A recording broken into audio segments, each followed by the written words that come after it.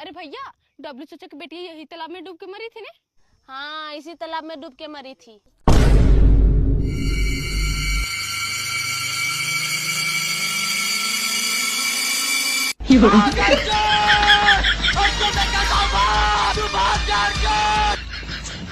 तब से ये तालाब में कोई नहीं नहा।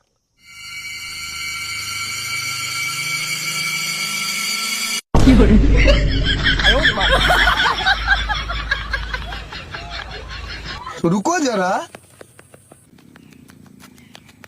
भैया, लगता है वो लड़की की आत्मा ही बोल रही थी। सही बोली, वो लड़की का आत्मा ही बोल रही थी।